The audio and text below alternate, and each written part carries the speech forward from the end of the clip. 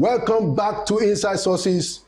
Today we are going to have a conversation on the future of the country, specifically on the dynamics that is happening as we lead up to the presidential poll next year. To join me in that important conversation is the National Deputy Chairman of the ADC, who was also formerly the Secretary to the Government of Federation. I'd like to welcome back to Inside Sources, Mr. Babacha David Lawal.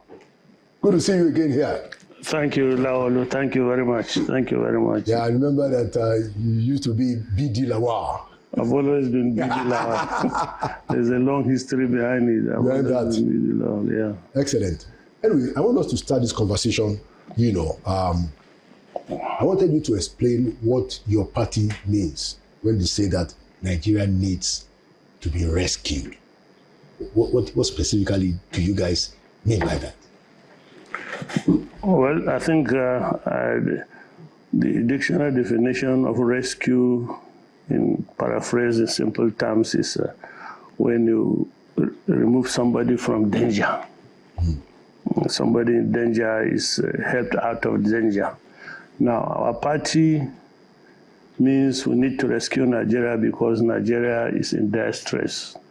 Nigeria is facing insecurity of unimaginable proportion, and with a government that is careless about it. Nigerians are facing economic crisis of unimaginable proportions. It's difficult now to feed, to pay school fees. It's difficult to go to work to the extent that civil servants or workers generally do shift because you cannot fuel a car from Nyanya to Abuja and back and still have something left for in a salary to pay rent, to eat, to pay our medical bills, and to pay school fees of our children, talk more of clothing yourselves.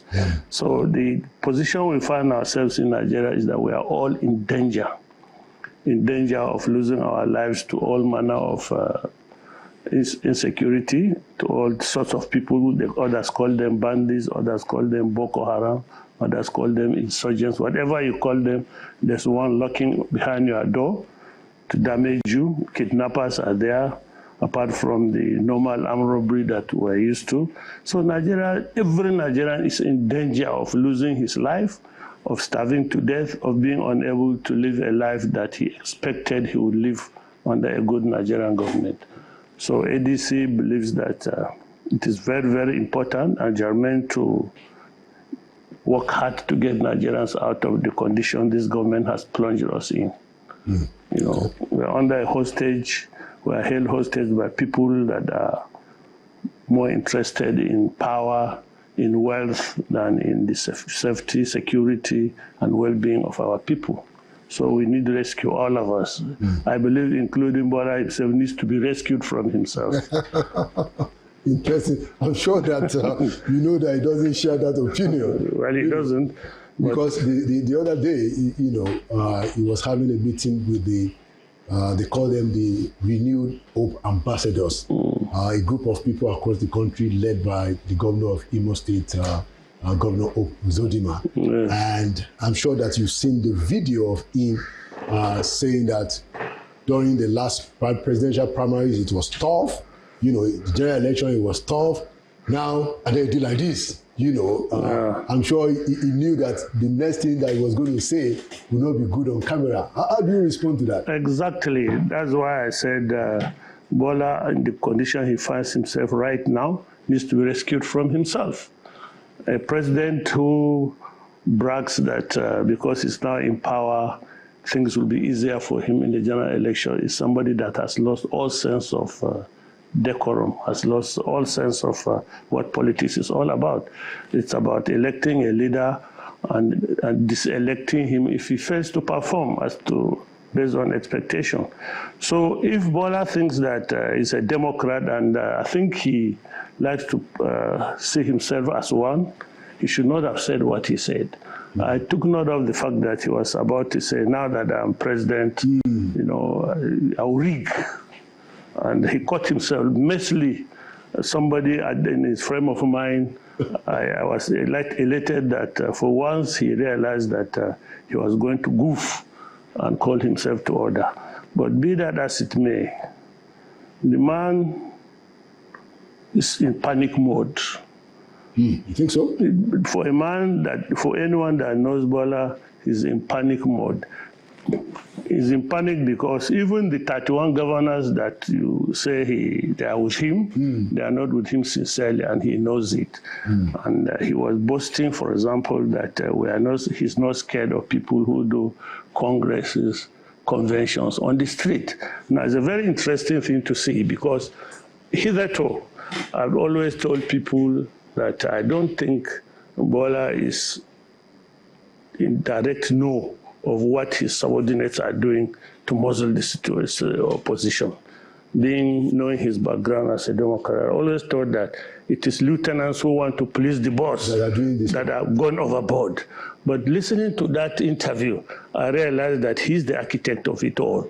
Yeah, he is the architect of all this fight with the opposition, because he now knows that ADC had a hefty challenge getting a place to do their convention.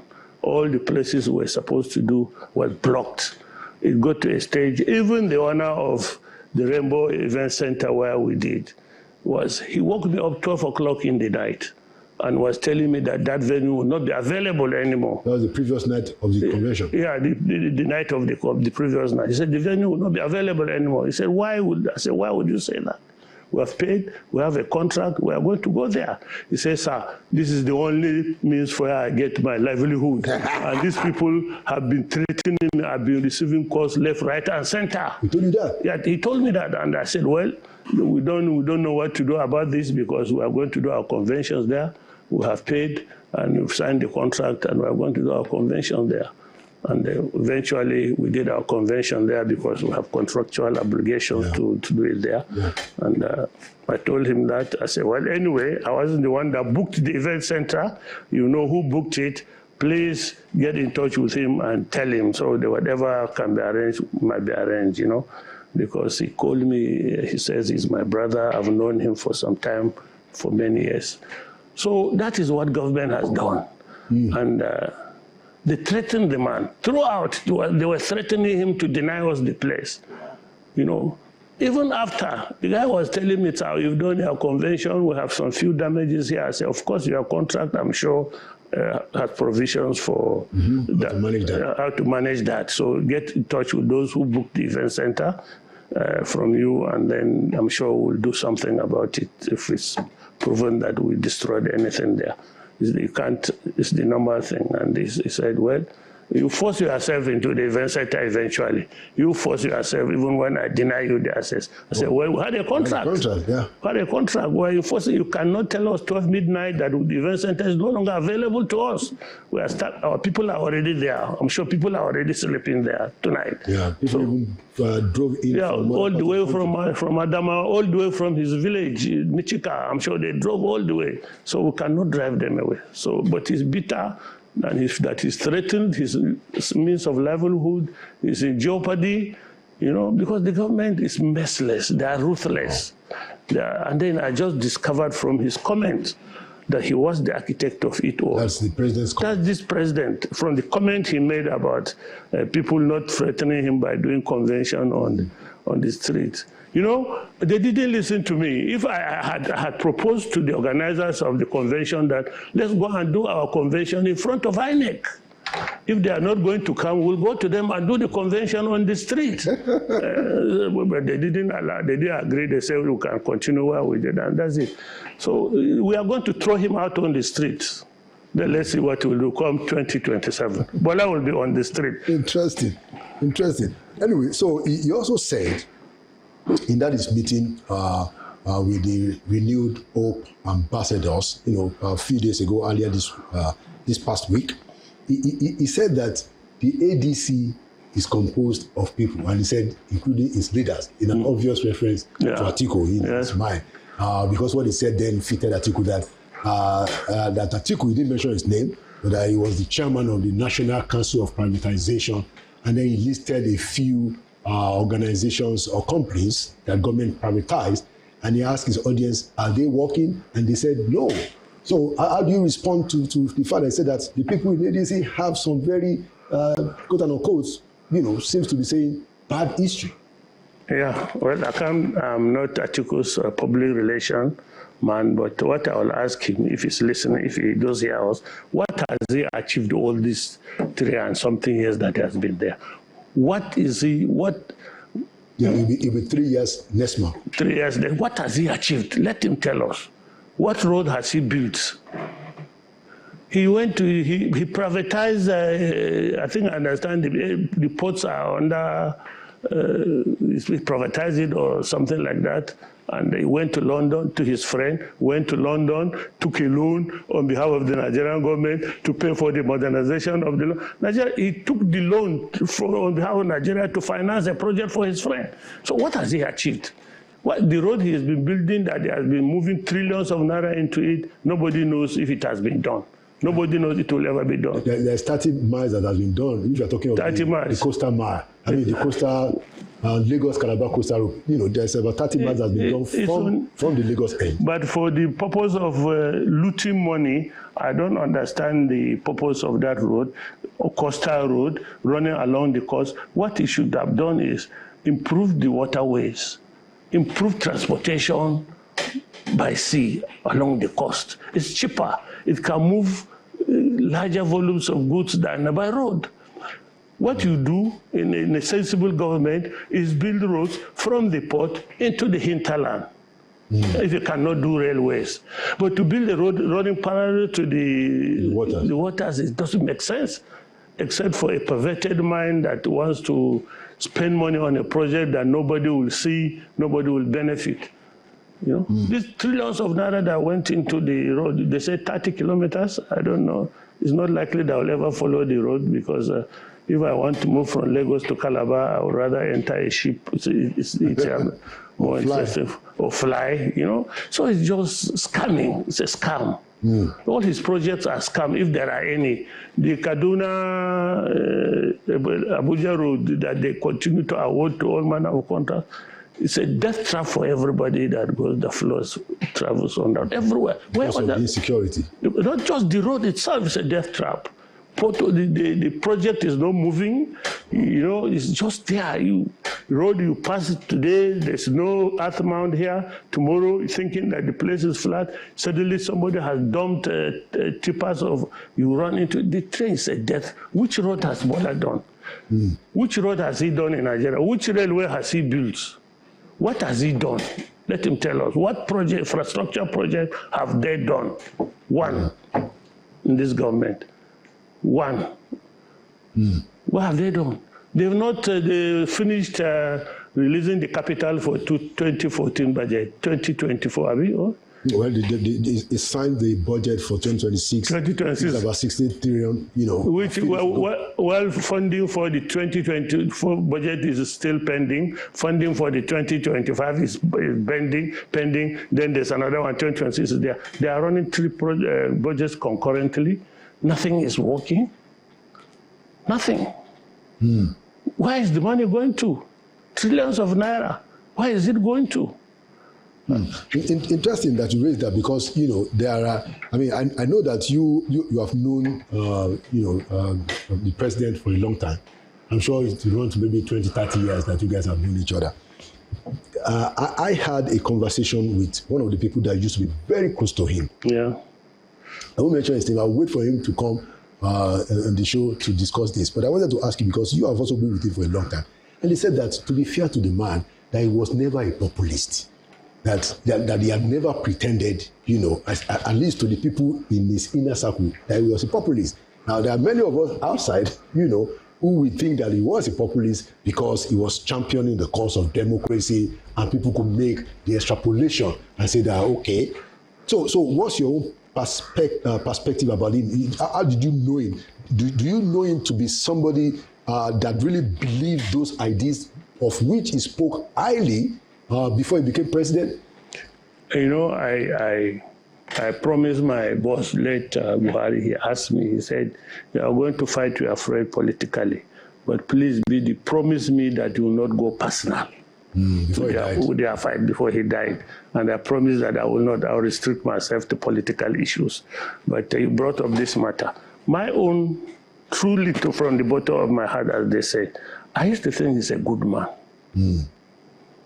I used to think he's a decent man. The level at which we related. I mean, I give you an example of how I know he's this.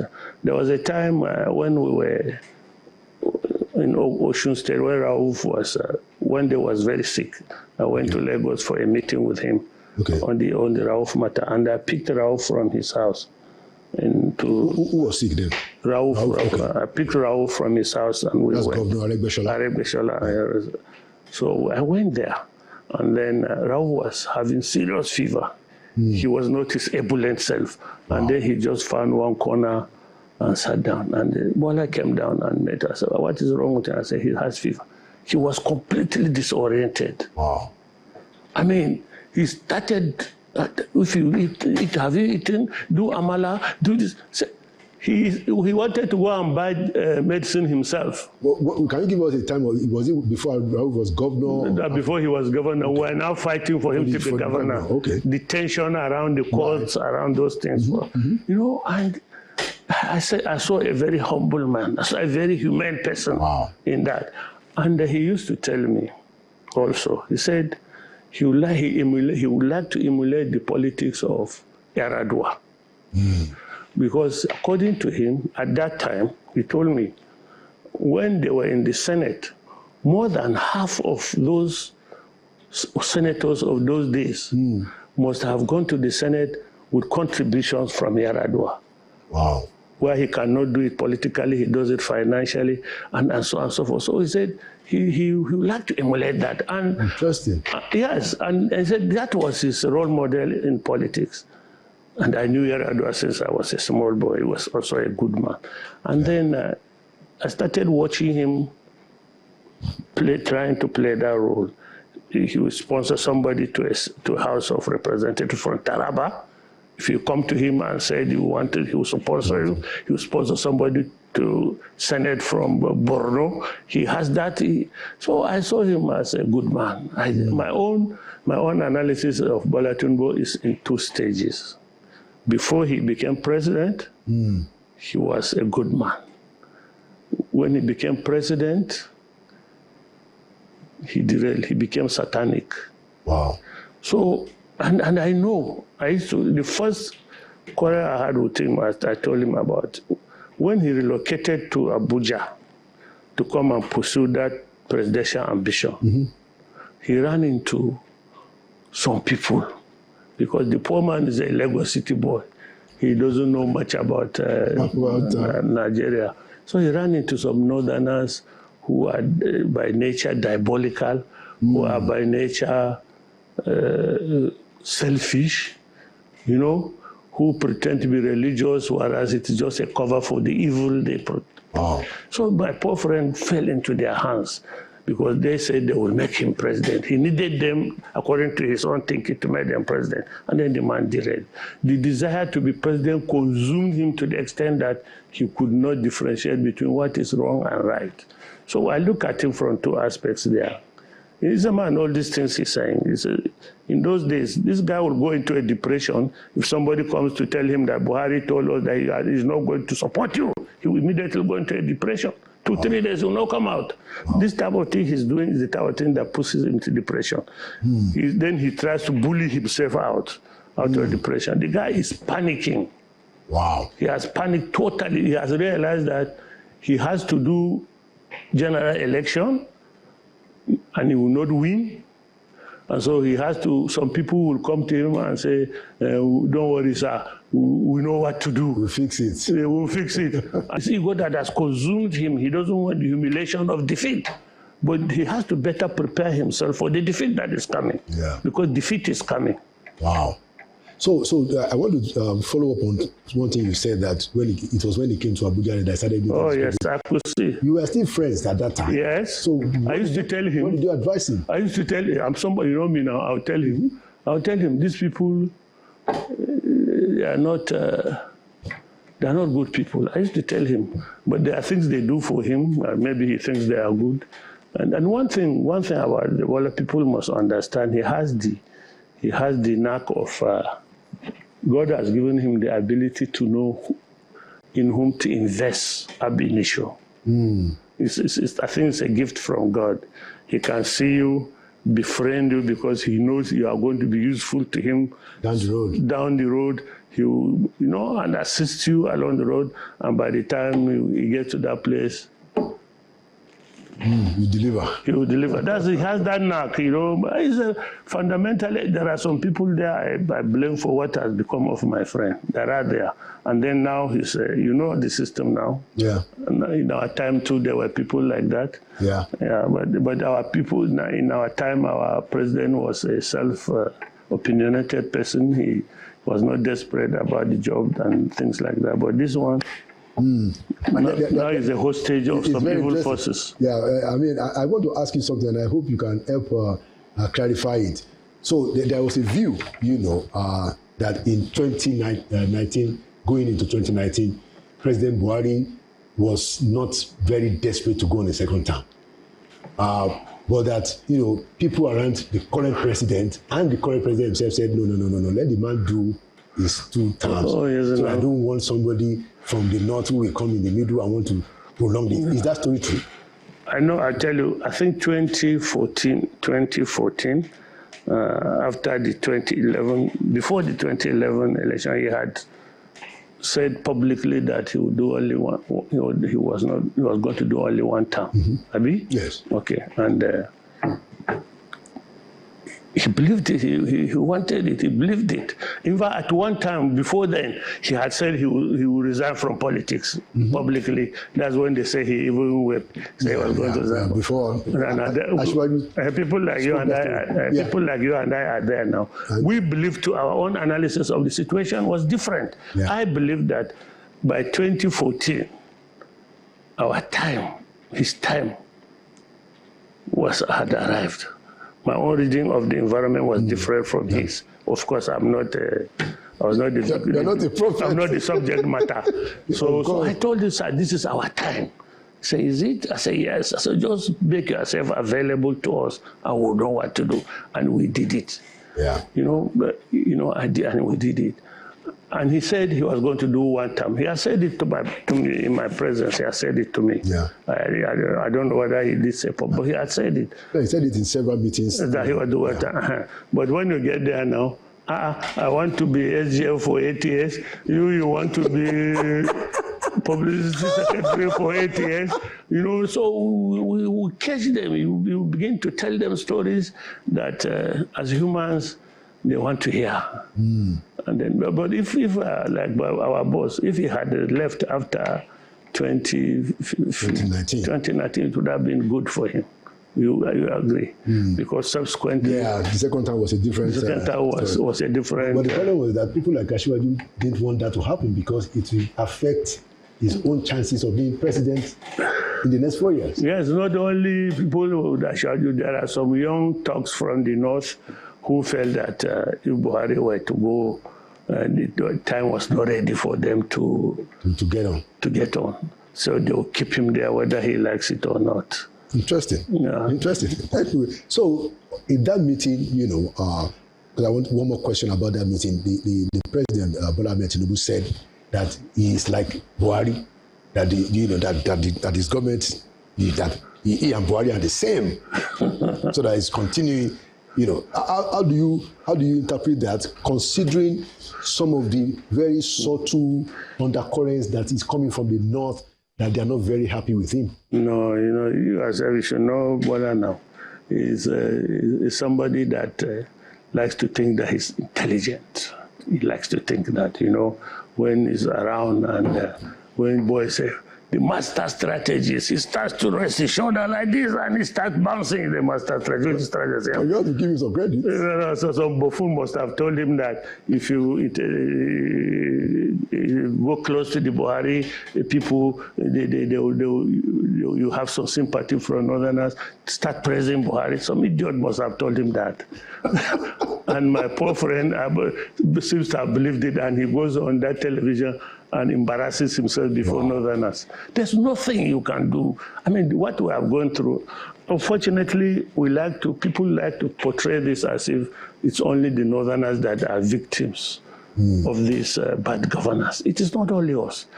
Yorubas at the rank and file, the lower rank and file of Yoruba people, they are not with him. They dislike this man. They hate this man. They don't see what he's doing. They are suffering just like us.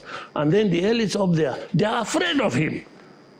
The elites are afraid of him. The masses are angry at him. So he thinks that even the Yoruba is trying to placate. They don't like him. He's giving Yorubas a bad name. I mean, you can be sure. It's giving, these are people like you, are nice guys. There are nice guys, but to be lumped along like because he's a Yoruba resident is a shame. Well, I mean, I will also comment that it's one of the reasons why I really wish that he succeeds. Because if he fails, it's a bad it's a bad rap for people from my part of the country. Of course, yes. We ask us to shut up next time we talk. Yes, you won't even talk. You won't even talk. Nobody will even allow you to talk. Because the degree of disaster he's bringing on the country, for God's sake. I mean, look, it's unimaginable. I wish one of the critical things he's missing around him are people who will tell him you are wrong. Yeah. People. I agree with that. Yeah, people. That is missing. That is missing. People who tell him, no, sir, I think this is the best way. We used to do it with our boss now. Yeah. We argue. You say, okay, that is not, it will not work, it will not work. It will not. I say, why is it not going to work? You explain. If he likes, he's the president, he will overrule you and do it when disaster comes. There are so many things I told him to do that is happening today. I wish if you were alive, you say, and he's somebody that will accept it. But this, my friend, some buffoon comes to tell him, sir, we know how to placate the North. Just say nice things about Buhari. Northerners fought Buhari now, did we not? Interesting. I mean, talking about people who can really talk to him and listen. I remember that, when he was governor, at least two of the members of his cabinet told me this story. I will say this story and then you comment that they always go to his office at least once a week when he was governor, and to go and even talk with him and even find out what is going on. Yeah. And a lot of the times, he will ask them to get out because they are telling him what he doesn't want to hear. Yes. And they will refuse. Then he will storm out, and then come back 3 hours later, they are still there. Yes. Those kind of people don't seem to be in this government now. And this seems to be when he needs them the most. They are there, but they have changed. I spoke to one of his ministers earlier on who was close to him, one of those boys, one of those his boys. I said, why don't you talk to this man and tell him the truth? He looked me in the face. He said, Oga, you know how we have served this man. It's time to serve ourselves. Wow. Interesting. Isn't that interesting? Usually those around the big man, they will send you, go and give this man this, go and give this man this. They will not remember to give you something. That's very interesting. And there's one person that I'm going to mention his name because, I understand the dynamics of how he was taken out of the villa. Mr. Dilalake is one person that seemed to be able to go and talk to him and say, you can't do that. And he seems to be able to still do it now. But the story that we had was that because they saw that he had that kind of influence on him while he was in the villa in the early days, they organized to have him shipped out of the villa so that he's not going to be having that kind of impression on the man. That's the normal game in power. That's the normal. If you have influence, the people who don't benefit from that will cage you out. I remember when I was removed as the SGF, I still had access to the villa. I go to the villa, and I handed over on my own voluntary. I handed over my pass, which allowed me access everywhere. So now when he phones me, let's come, let us gossip now, let us just. I say, I'm coming, sir. When I go to the gate, they will give me that piece of paper, Buhari hated to see that thing on me. He hated it. So what is that you are wearing? I said, okay, I handed over my... So one day, he was so pissed off, he called all the people that were supposed to be the ones. I said, I want you to give BD back his tag. Wow. So I left and and so now I ask, I say, I thought, before you just outside the gate, you go and you do it. But for some reason, when I left that area, I don't feel like going into the villa or going to do anything. So, but now they're not telling me, Oga, this time we have changed the method. You have to come for data capture. You have to do biometrics. You have to do this. I said, time for that. I said, I don't get time for that. Because I know everybody there. If I wanted to see Buhari, I can go in through his daughters. I can go in through his son. I can go in through anybody. Absolutely. His wife. Until I want to come and see Oga, that they will create it. So they can't block you. So you go to a stage when I go there and we talk, we argue, he hears what he wants to hear, and I leave. They say his mood will change, and people will say, "What's happening? Was BD here?" They say, BD was here. I know one governor that paid 50 million naira to make sure I didn't have access to the president. To the president. Wow! At that time. But the level of our relation was such that he would like to see me. So we developed a technique of communication. I know he wakes up to pray in the mornings, and he knows my routine too. That's when I wake up to do my Bible study and other things. Right. So that's when we communicate. By phone? By phone. Okay. That's all. But they don't know that I still had that influence but somebody paid 50 million that they must never allow me. And he doesn't because of the influence that if Buhari can call everybody that was in charge of giving a villa pass, and he say, make sure you give me the villa pass. They will refuse. But you see, you will not have access to demand again to go and say, Oga, they refuse to give me the pass. Because these same people must give you access. To get there. So that's what happens to my friend. I'm sure the moment you enter, they collect your phone. You know it. You know the process. Of course. So if you are very influential and you are likely going to carry favors that they are supposed to have, they will stop you. Yeah. You are just being a president is just being a prisoner of evil forces. The last question, I wanted to talk about the ADC presidential primaries. When do you think this is going to happen, with all the problems that you guys seem to be battling with? Well, we don't have problems. I don't think we are battling with problems. It's the courts. Well, with INEC? We don't have problem. The Electoral Act is very clear about court cases, vis-a-vis political parties. And we believe that the judges will interpret the Constitution and the Electoral and whatever laws, including the ones pronounced by the Supreme Court themselves. So I believe that we are calm and collected, and believe that at the end of the day, the cases will be decided in our favor. So there's no panic in our group.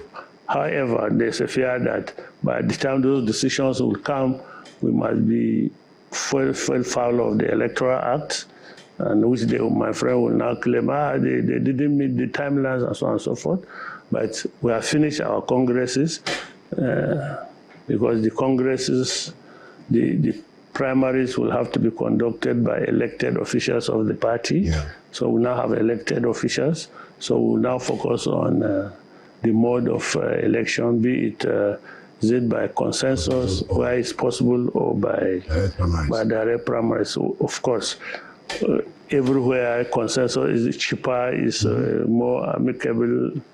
But if we cannot achieve consensus in any position, of course, we go to primaries. It's their fault. But you're going to consider consensus even for the presidential. You're going to exploit it. Yeah, there are two options open to us. Consensus, and we believe that if we do consensus, you save the candidates money that they would need to do the general elections.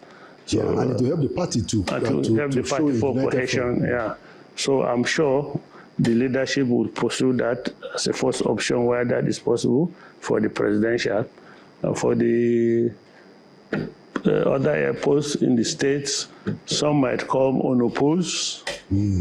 Some might do consensus. We'll try to engender consensus at all the levels: governorships, Senate, House of Rep, House of Assembly, those are the ones. But down there, it becomes more difficult because at that level, there are more contestants. Politics is local. All politics is local. Yeah, so, but where we can achieve consensus is a family issue that's better for us. But where we cannot, why not? Who want to sponsor candidates, let them go. They are the ones that don't want consensus. So let them spend their money, and then whoever wins will be the candidate. Will be the candidate. I wanted to ask you, as we begin to wrap up, about somebody that you worked with, when you were in government and also worked with during the campaign.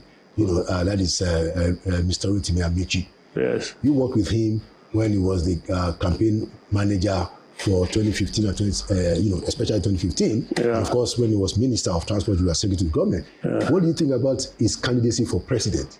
Looking at his credentials, I mean, he served as Speaker, as Governor, and Minister. What do you think about his candidacy? I don't know. In terms of, since you mentioned it like that, he has been in government. Yeah. So I believe it counts. It should count. I mean, ordinarily it should count that you know how governments are run, so you start the presidency running. You can hit the ground running. You can hit the ground running, as the saying goes. But I don't know. It's not all about what you have been before. It's about, do you have the support? Within, if we are going to go for primaries, does he have enough delegates, votes to win? But let's move along. What about Peter Obi bringing in Kwakwanso? There's this boss that is going to be Peter Obi for president and Kwakwanso as his vice president. How are you guys receiving that in the party? I can't say what the party is saying. I can say what I say. Yeah, what do you think? 2023, I was a Peter Obi main man. Yeah. And so he has not done anything to shift my loyalty away from him. Atiku is like an elder brother to me, They're from the same state. Yeah, from the same state, yeah. Unfortunately, until now, we've always been in different camps. Yeah. Because I'm a Buhari man. Yeah. And I'm a monogamist, so, but now I'm not Buhari. So it's basically the first time you and Atiku are coming together. Well, okay, yeah. He was also in APC in 2015, up until the time he left. Yeah, before he left, yeah. So, and then Kwankwaso too, it's a good material. I would gladly support Kwankwaso if he wanted to be president. I would. I'm telling you now, I would. But I don't know whether he wants to be president. Yeah, the boss is that he wants to be deputy to. That's the rumor. It's rumor, yeah. Neither Kwankwaso nor Peter Obi had told me that this is their plan. True. Yeah, because it's not yet time anyway for that. So, but it's up to them. There are other permutations. Why? Obviously, the only permutation is that Mechi and Peter cannot pair up. Well, they can, but it doesn't make sense. And neither can Atiku and Kwakwanso. Yeah. There are also other materials, people that are being looked at by rank and file. My friend Tambuwal has shown ambition towards presidency before in the past. Right. So we don't know whether that presidency is now latent or is whatever. There are other people that are coming in. Okay. More people are coming in. I can assure you that I know about one, but more are coming in. To run for president? To run for president. Oh, okay, that we don't already know. Yeah, they have not made it public, but they have made it known to some key stakeholders. Is it from the north or from the south? North. Oh, okay. So you don't believe in rotational presidency? Me? Yeah. It's not for me to believe. I want good governance. What I don't want is maltreating other sections of the country for one reason or the other because of their own bias. But what I don't care, if I had a president that will fight this insecurity, that will work on the economy and will have a boom, what do I care where he comes from? In those days, I used to drive from Kaduna to Port Harcourt in the night. How many hours do you know pay for that? Maybe 8 hours or so to go and look for a contract. Wow. Yeah, I'll just enter the GM water board. I say, sir, I'm a computer engineer. I sell computers. I maintain computers. This is my card. I want to participate if you have any intention to buy a computer. And he said, okay, we are issuing the bid next week. buy and I participate and I get. I want that type of environment. Nobody says, these days I can't go to Port Harcourt and go and meet Jay and whatever. You say, look at this house. Interesting. Yeah, so that's life. We want, let's focus. I would like quality, but the problem is you don't know quality until they have gotten there. You don't know where. Just talk is cheap, as I said. But we have good materials in our party, and we have good permutations in our party that I can assure you that there are good permutations of the pair that is good for the country. We have quite a lot. I wish and I pray that the top leadership of the party will look at this thing dispassionately. Well, you are in the top leadership. No, I'm not alone. I mean, I have full confidence in my chairman. He's a good man. He's a man that believes in level playing field. He's a good man, and he's a firm man. So I'm sure he will lead. There are others. You know, I wish I would be there, but you know me. Already I have issues. I mean, I have my elder brother is in the race, Atiku. I have my friend Peter Obi is in the race, but I have my own preferences, but it's not for now. And I will work towards the emergence of that preference. When the time comes. When the time comes. But it's not for me to say, no, as a leader of the party. Okay. Yeah. You hold your cards to your chest. My cards to my chest. Before you leak it, and Brother Tinubu will arrest them and lock them up. Thank you so much, Mr. Babacha David Lawal. Thank you for coming to Inside Sources. Thank you for your service, and thank you for being an active voice in the opposition, because we do need a vibrant opposition. That, I mean, in my view, that is, it's an imperative.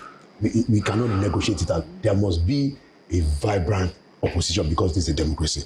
So thank you for being part of that opposition, so that Nigerians have a choice. And thank you for coming. Thank you very much. Inside Sources. Thank you very much, Lawal. I've always said that Nigeria cannot operate a one-party system. It's delusional. Anybody that thinks he can do that. It's not going to happen. It's not going to happen. Yeah. Thank you. If they don't allow us to get anybody, we can do the no votes will outweigh the yes votes. Yeah. Thank you so much. Thank you for coming to Inside Sources again. Thank you very much, my brother. All right.